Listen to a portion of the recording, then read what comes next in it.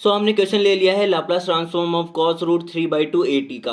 ठीक है, अब यहाँ से मैंने रेफरेंस क्वेश्चन नंबर 167 इसलिए लिखा है क्योंकि यहाँ पे मैं जिस मेथड को यूज में लेने वाला हूँ सेम ऐसा ही मेथड मैंने साइन फंक्शन के लिए भी यूज में लिया है क्वेश्चन 167 में, तो आप वहाँ से वो क्वेश्चन भी देख सकते हो ज़्यादा क्लैरिटी के लिए। ठीक है, सो यहाँ से मैंने क्या किया है कि सबसे पहले इस तरह के क्वेश्चंस में हमें कॉस हो या फिर साइन हो, आपको इसका एक्सपेंशन करके देख लेना है। एंड -1/6 फैक्टोरियल के लिए भी हमने इसको सॉल्व कर लिया है। ओके, तो यहाँ से देखिए अब फर्स्ट ऑफ ऑल हमको लाप्लास ट्रांसफॉर्म करना है इनका, तो मुझे इंडिविजुअली सभी के लाप्लास ट्रांसफॉर्म कैलकुलेट कर लेने हैं। तो यहाँ से Laplace of 1 -1/2 factorial and 3a² divided by 4 as a constant बाहर रहेगा, and Laplace of t² plus 1/4 factorial 9a⁴ divided by 16 as a constant बाहर, and then calculate Laplace transform of t⁴ and as it is यहाँ पे।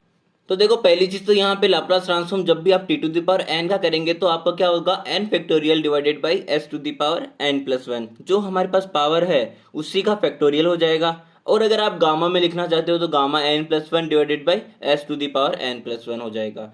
और यहाँ से ये थोड़ी थोड़ी छोटी छोटी चीजें हैं जो आपको ध्यान रहनी चाहिए कि गामा n+1 हमारा किसके इक्वल होता है, n गामा n के इक्वल होता है। ठीक है, तो देखो अब यहाँ से मैंने क्या बोला, हमें लाप्लास ऑफ 1 तो पता है ही, 1/s हो जाएगा, बट जब हम लाप्लास ऑफ t² कैलकुलेट करेंगे तो मेरे पास में क्या आ जाएगा, यहाँ पे पावर 2 है तो 2 का फैक्टोरियल डिवाइडेड बाई 2+1 यानी कि s³ हो जाएगा। एज इट इज यहाँ पे पावर 4 है तो 4 factorial divided by s⁵, and यहाँ पे पावर 6 है तो 6 फैक्टोरियल डिवाइडेड बाई s⁷, और मेरा जो कांस्टेंट टर्म था वो एज इट इज रहेगा। अब देखो यहाँ से 6 फैक्टोरियल से 6 फैक्टोरियल कैंसिल आउट होगा, 4 से आफ्टर टेकिंग कॉमन 1/s क्या रिमेनिंग रहेगा, 1 - 3a² डिवाइडेड बाई 4, और जो पावर्स थी यहाँ पे s की उनमें से एक एक कम करके लिख लीजिए क्योंकि आपने s की 1 पावर को बाहर ले लिया है डिनोमिनेटर से। तो यहाँ पे रह जाएगा s², यहाँ पे s⁴, यहाँ पे s⁶। ठीक है, अब देखो यहाँ से क्या होगा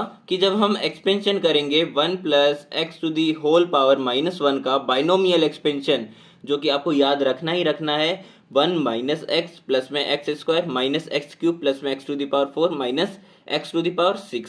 अब देखो यहाँ पे जब प्लस था तो मेरे पास में अल्टरनेट माइनस साइन आया है। आप इसका जस्ट ऑपोजिट जो होता है 1 - x का होल इनवर्स, उसके लिए भी आप याद रख सकते हो इसी ट्रिक से कि अगर वहाँ पे 1 - x⁴ है तो माइनस के कारण सारे टर्म्स क्या आएंगे, प्लस के, यानी कि यहाँ पे जहाँ जहाँ प्लस माइनस है वहाँ पे आपको प्लस कर देना है। तो 1 + x plus x² plus x³ plus x⁴ and dot dot dot. ठीक है, तो इस तरह से होगा आपके पास में एक्सपेंशन ऑफ 1 - x का होल पावर -1 का। अब देखिए यहाँ पे आपको अगर इसके एक्सपेंशन में इसको सेट करना है तो यहाँ पे x आपके पास क्या होगा, यहाँ पे x हम कंसीडर जब करेंगे 3a² डिवाइडेड बाई 4s², तो यहाँ पे देखिए 1 - 3a² डिवाइडेड बाई 4s² है। अब इसी का आप जब स्क्वायर करेंगे तो मेरे पास ये टर्म बन रही है, एंड इसी का जब आप क्यूब करेंगे तो मेरे पास ये टर्म बन रही है। ठीक है, तो देखो मेरे पास में हम क्या लिख सकते हैं, जब ये x है तो 1 + x की होल पावर -1 हमने लिख दिया है। अब यहाँ से लाप्लास ऑफ cos रूट 3/2 क्या आ जाएगा, 1/s 1 + 3a² divided by 4s² का होल पावर -1। सो ये था हमारा इसका सॉल्यूशन।